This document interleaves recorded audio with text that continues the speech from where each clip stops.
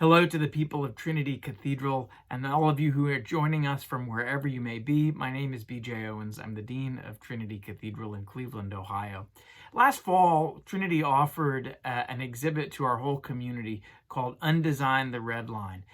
More than 2,000 people came to see this. This was a powerful exhibit that was created by Cleveland Neighborhood Progress, that taught us about housing discrimination along racial lines, something that wasn't just something that happened by accident, but which over the last century was very deliberate, often on the part of our government, certainly on the part of the private sector, to develop neighborhoods that were increasingly segregated and very much mark the territory, the neighborhoods that we live in now. This is an image of structural racism that is prevalent throughout so many cities all over our country, but we took a deep dive at how that impacted Cleveland. Well, redlining is no longer a legal practice, but as we look at at how neighborhoods have access to things that they need, we realize that while no one would call this redlining and call it a legal act, it is something that happens when providers of a service clearly provide that service in certain affluent neighborhoods, but do not do so in neighborhoods that are not, and often divided along racial lines.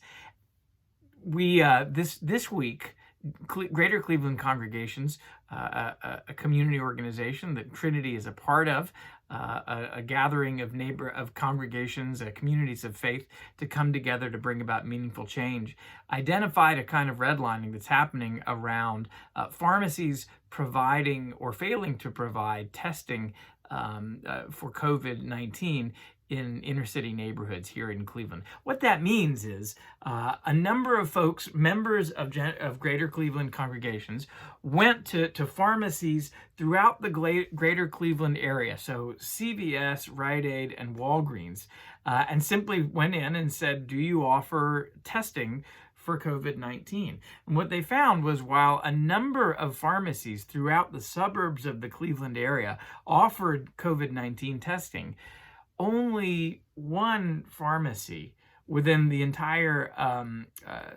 within the Cleveland city itself offered testing. What that means is neighborhoods that are particularly impacted, neighborhoods in predominantly pharmacies in predominantly Black neighborhoods, neighborhoods that are poorer neighborhoods than the suburban cities that they visited, suburban towns, didn't have access to the testing, which is a crucial part of how we combat COVID-19. And in neighborhoods that are especially in need of that kind of testing, it was not available. So Greater Cleveland congregations first identified that this is happening, which is in itself is an important step.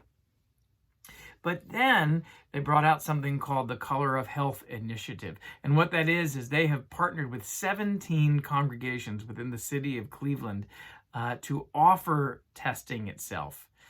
Now, this is so important for us to recognize and to see, whether we live within Cleveland itself, whether we live in a suburb, whether we're even outside the suburbs, to see what this looks like. This is, as Reverend Maxwell of Affinity Baptist Church said, this is the definition of structural racism, where we see bias built into the system to the detriment of particular racial groups.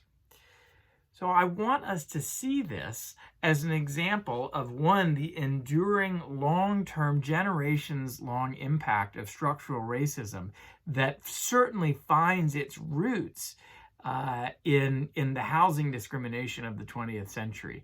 This is the long legacy of that. But I also want us to look with hope to what happens when folks get together, recognize that an injustice has happened, and simply begin by naming it, one, and then two, forming partnerships to begin to remedy it.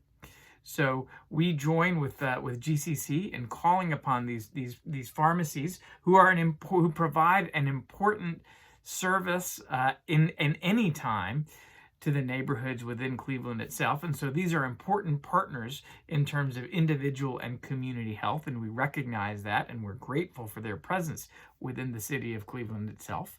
But we also challenge them to make sure this kind of testing is available to everyone who needs it, especially in those neighborhoods that are particularly hard hit by COVID-19.